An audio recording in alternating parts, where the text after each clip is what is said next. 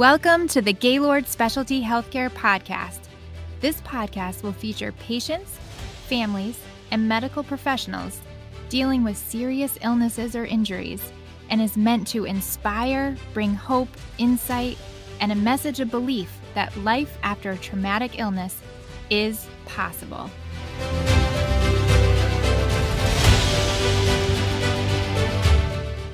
I am your host, Megan Palmer, an occupational therapist at Gaylord and the ThinkFirst program coordinator.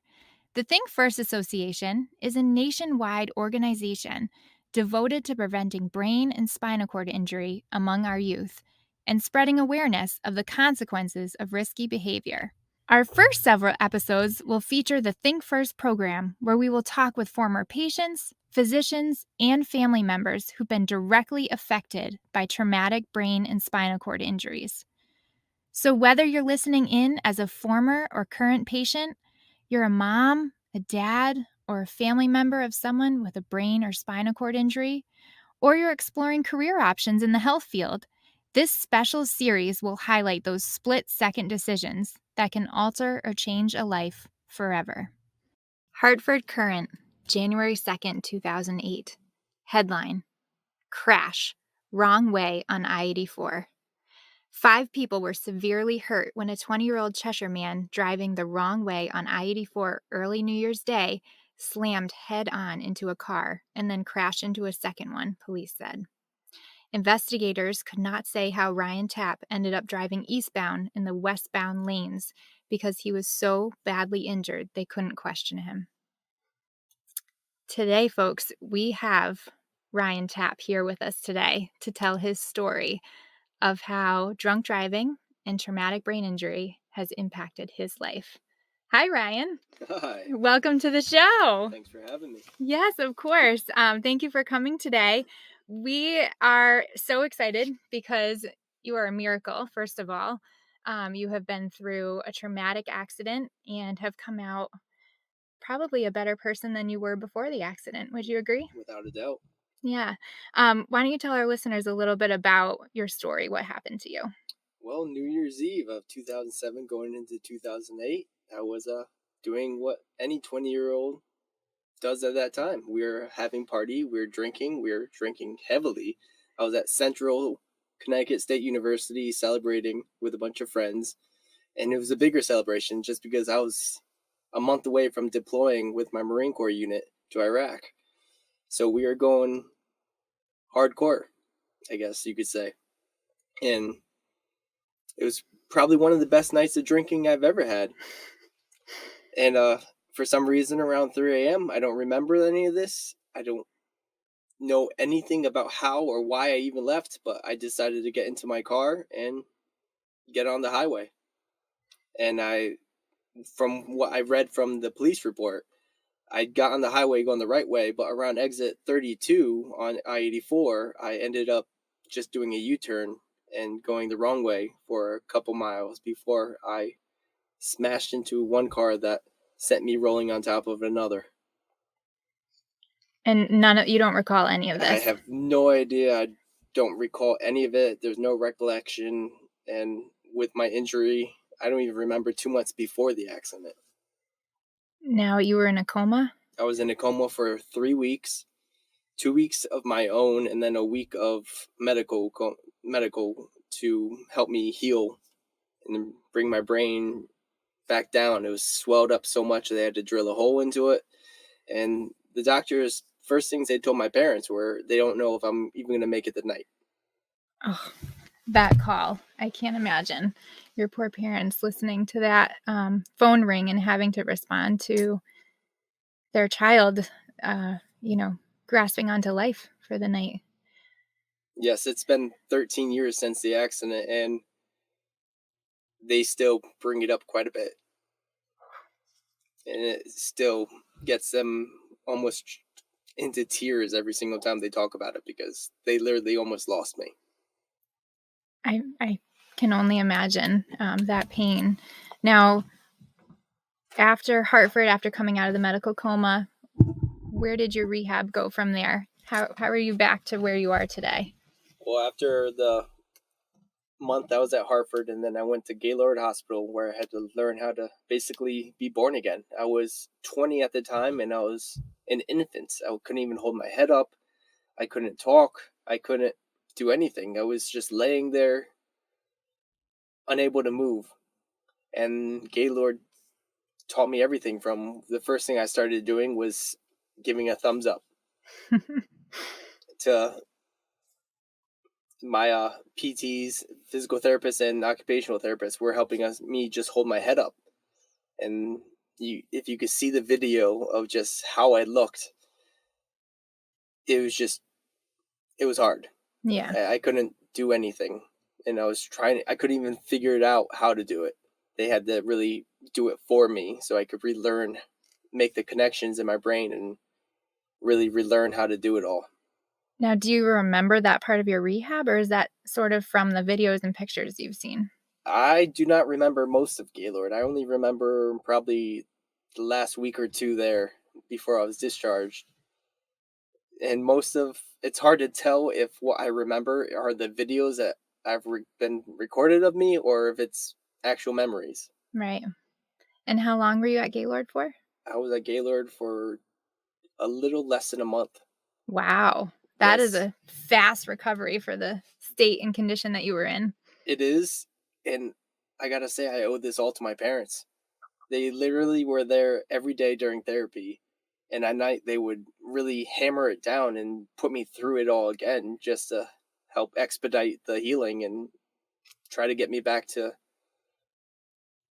some condition. Yeah. Now, you went home independent or no? No, no. I was sent home. They sent me home because my mother was a nurse, and I think they just trusted her and her instincts and her job title of being a commander in the Navy as a nurse in the Navy that she would be able to take care of me. Were you walking when you were able to go home? Yes, I left the hospital actually running. Oh. Yeah, I know. I know. It's kind of. I still remember. I do remember some of those videos of just me running through the hallways, doing just some exercises with Pete, my physical therapist. Yeah, oh, yes. He is Yes. quite memorable too.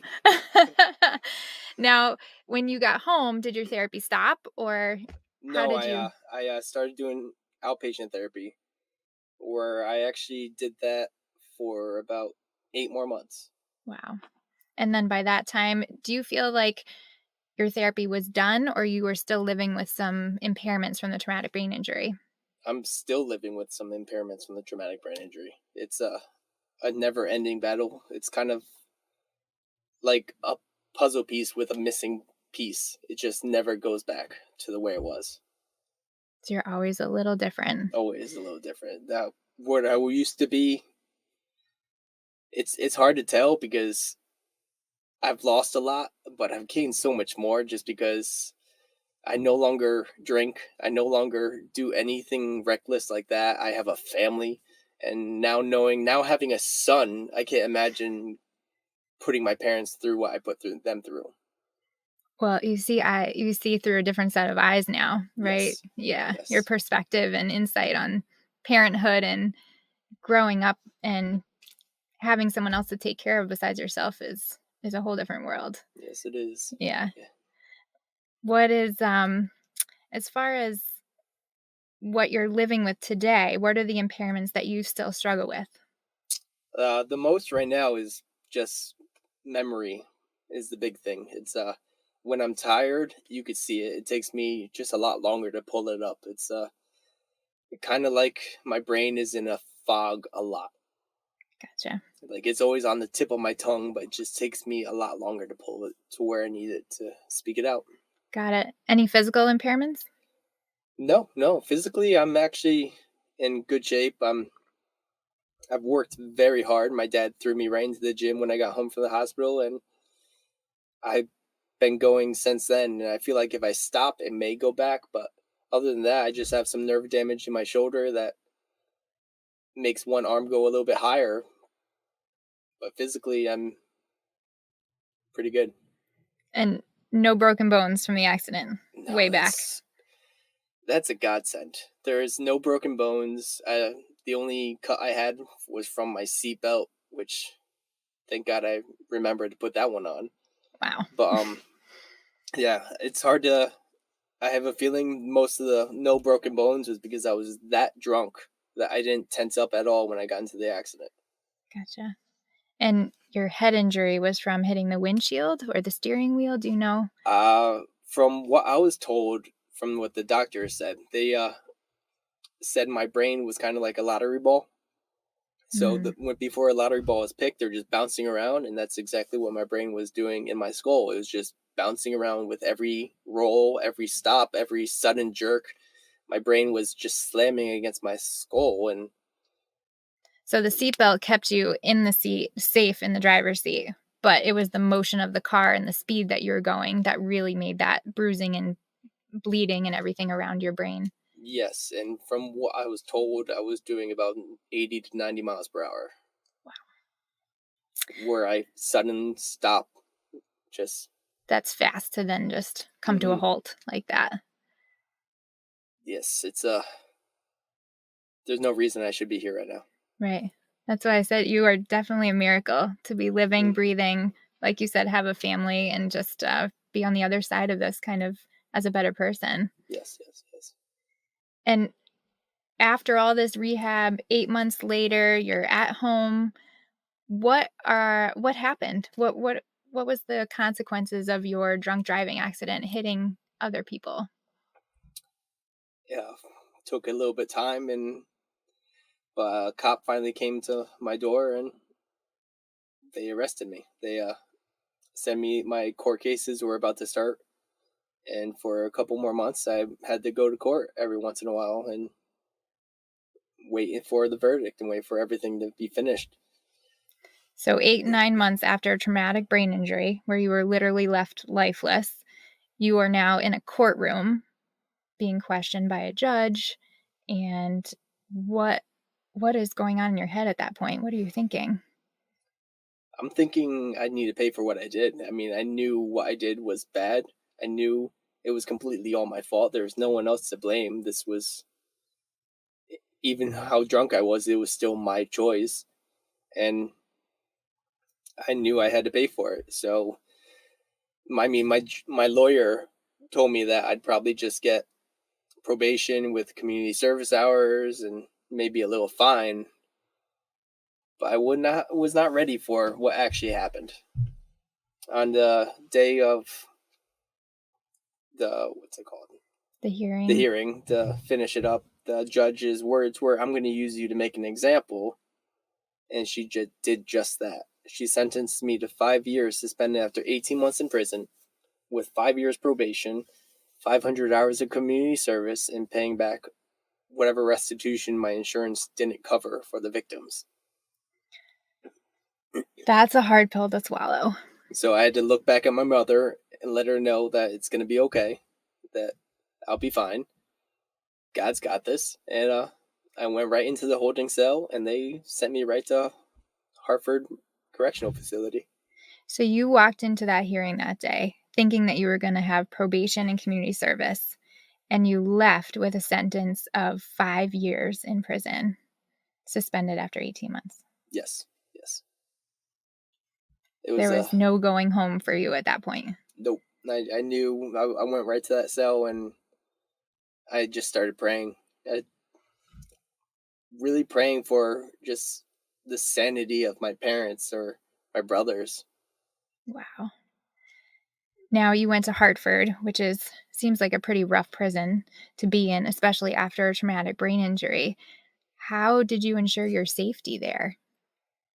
Now this is a God moment, because my father, when we lived in Florida long time ago, used to work with somebody who's now on the correctional committee in Connecticut, and he got in contact with her, and she got in contact with the Hartford warden, and my parents were in constant communication with the warden from Hartford. And with the state I was in for my accident, it was not safe for me to be anywhere near any of those people, any of the people there, anyone at all. So the warden actually promised and did whatever they could. They put me in a nice 8 by 4 room by myself, where I got the food, they gave me books, and I was just there until they were ready to transfer me to the prison I was going to stay at for the rest of my service. And why was it so important for you to be alone in an isolated room at that time in your recovery? Because one hit on my head could end it. It could have just killed me there, and the chance of that was pretty high. That is a scary place to be in. Now, you stayed for how long at Hartford Prison? I was at Hartford for about a week. And then you were transferred to. The Willard Cybulski in Enfield, Connecticut, Okay. which is, from what I was told, kind of a last stop. Like, people who go there are going home after that. So most people there are well behaved. They don't want to mess up, and It's a little safer it's for safer you. area. There's their own little hospital in the area if they needed it. Okay. And how long were you there? I was there for 9 months in one day.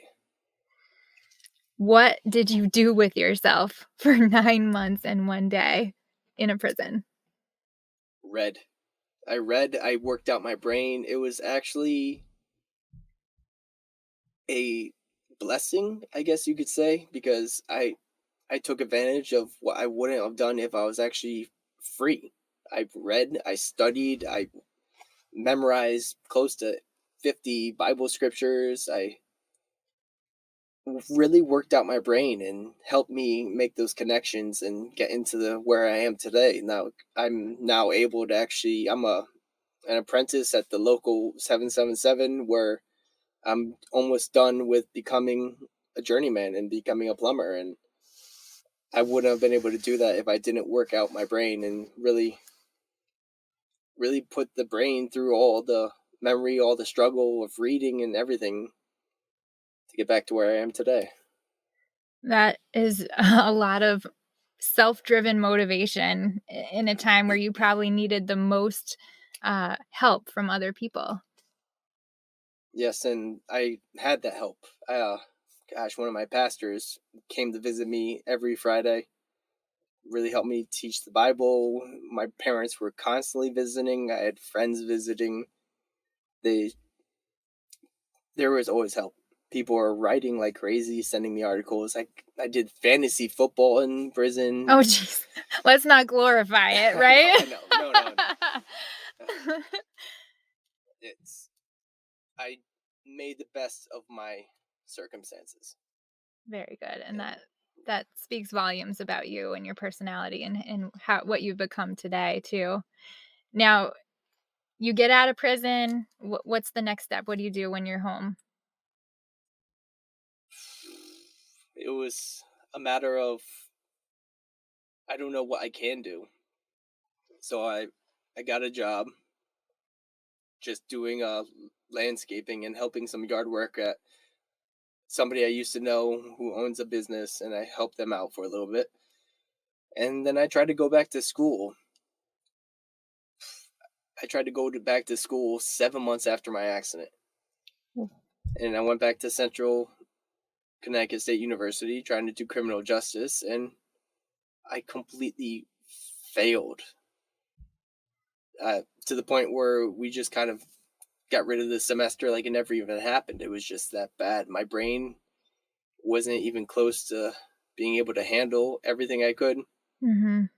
and I I just couldn't study. I couldn't have the concentration to focus during class.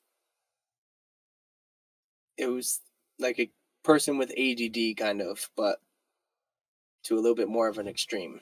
Gotcha. And since then, you've really worked with, doing other things besides school to get a job that's consistent, and you were also trying to make a lot of money to do what? Pay off my restitution. Yeah. And so How much money was that you had to pay back?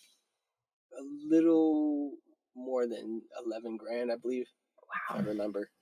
So every paycheck I got was just being sent away. How many years did it take you to put that behind you? I finished it 6 months before my 5 years probation were over. Wow. So everything. I didn't save money. I was 25, still living with my parents, and didn't have a cent to my name because everything I saved, I sent away. Gotcha. Have you tried to go back to school since? I have. I got my associates. I finished that up. I just took whatever credits I had and just got my associates to get a degree. Okay. And now I'm in free schooling with the union, where they're just a really big blessing. And in addition to that, you've also given back and kind of made the most out of your situation by being one of our VIPs, our Voices of Injury Prevention for the Think First program through Gaylord Hospital. Yes, I believe I was one of the first. So, how many years have you been a speaker for Think First? Uh, it's been probably 8 to 9 years. Wow. It's And how has that changed you? How has that, what has that done for you? it's it's nice to see the faces of all the kids and actually seeing, because I look like nothing ever happened to me. So I go in to talk and they're like, "Oh, we're gonna listen to somebody talk about drinking and driving who hasn't been through anything." And then I show them my videos and my pictures, the picture of my car, which was literally just a smashed up Jeep Liberty. You wouldn't even be able to tell it was a Jeep Liberty. And the videos of me learning to hold my head up again and walk, and they're just like, oh, so maybe this guy actually knows something, maybe he's been through it. Hmm. And I've had a lot of comments about people saying they would, it's changed their life, that maybe they'll not even think about picking up the first drink, which is something I wish I did. I wish I didn't pick up that first drink when I was 14, 15 years old, and Right. really got into that bad habit of just drinking and partying all through high school and college and Marine Corps. So you think your story has influenced high schoolers in making better decisions throughout their time there, right? Yes, and that's why I still do it. So what's your take home message for those kids? Don't even pick it up. It's not worth it. Yeah, I even say it. It's better to be home alone or just home with your parents or brothers than to be out drinking with your friends. You got to pick the right people to actually be friends with, who actually care about you and your future. Because one mistake, it doesn't just affect you, it stops everyone's life. My mother retired my to take care of me. My father had to really work hard, so my medical bills were crazy, absolutely crazy. And now knowing from just having a baby and seeing how much that costs, what they paid for me was astronomical. And how about your brothers? They had to go through, just two of them in school at the time and with college, and not anywhere near me. They're in one in Florida, one in North Carolina, and they had to go through just living and hoping that I'd be better or actually make it through it. Well, I mean, I wish I could say that they didn't stop drinking. But to each their own, and they've made their own decisions. Gotcha. But they've been great all this time. So this is a kind of a monumental experience for you. You've been through a horrible tragedy. You went to jail because of it, so you paid for the consequences of drinking and driving. And now you have a full-time job, you are a father, you are a husband, and you're still helping me through Think First, go out to those schools and promote your message to these children. Um, how has that made you look at life now from now to the future? It makes me worried because now I have a son, and knowing how I grew up, I know what to look for, and or at least what to talk to him about, because it's a scary world out there now, and it doesn't seem like things are getting any better. Mhm. So it's a lot of trusting God and just go in the right direction and not the wrong way. So I'm sure we have listeners from all different backgrounds right now. We may have people going through traumatic brain injuries. We may have family members listening. We may have, other healthcare workers working with people with brain injury. To that 20-year-old learning to take their first step again after the traumatic brain injury, or to that person struggling with their memory, or for the people in prison, maybe even looking for some hope, what is your message to them? Don't give up. Just do the next right thing. Just keep moving, keep putting your foot forward, keep trying to be better, because it's kind of like the brain injury. It only gets as better with how much work you put into it. Mhm. So if you don't do anything, you will stay the victim, you will stay hurt, you would stay injured. Really put everything forward to get better, and because it's not just your life that matters, it's everyone around who cares about you, who's given their time for you. They all love you, and you just got to get better. I love that. That is perfect. Now, to wrap this up, tell me what's harder, boot camp or rehab after brain injury? Ugh. See, I went to boot camp wanting that. I loved it. I loved the Marine Corps. It was difficult, but I knew it was going to be difficult. Rehab is something I would never wish upon anyone. Mm, I mean, it was hard, but I knew I had to do it just because I knew I had to get better. And at that point, I wanted to get back into the Marine Corps. They they took me back for a couple months, but they finally medically discharged me after they realized that my brain injury was just too severe. And me being infantry in 0311, I didn't want to, one explosion, one loud noise could just send me right back. yeah. And that wasn't worth the risk. And they thought so too. So you had to give up your dream of being in the Marine Corps. So my accident, my decision to drink and drive made me lose my dream of serving the Marine Corps. Gotcha. Now, you, I know it's not something that you can take back, but if you were back in your 15, 16-year-old self, are you happy with where you've ended up today? I'm happy where I am now because it's a great life. Things definitely would have been a lot different if I didn't get into that accident. And it's hard to know actually where I would be because I was gung ho. So I feel like something probably would have happened in Iraq or Mhm. Afghanistan, and who knows where I would have been. But either way, there's nothing I could do to change it. So you gotta live in the moment. Be Yeah. thankful for everything, and I mean everything. Gosh, even prison, I'm thankful for how much it really blessed me with working out my brain. Well, you have shared quite a story, Ryan. I want to wholeheartedly thank you for coming on our podcast today, and I can't wait till our next presentation. Can't wait. Thank you. Thank you. Thank you all for listening, and we hope you've been enlightened and encouraged by Ryan's story. In our next episode, I will be talking with Dr. Elise Sicklick, who is the medical director of inpatient rehabilitation at Gaylord Specialty Healthcare in Wallingford, Connecticut. We will discuss her almost 30-year career that has been focused on traumatic brain injury and stroke rehabilitation. We will also delve into how her career path has impacted her personal and family life. See you then! Thank you for tuning into the Gaylord Specialty Healthcare Podcast. We hope that you will join us again to hear more stories that bring hope, insight, and a message of belief that life after a traumatic injury or illness is possible.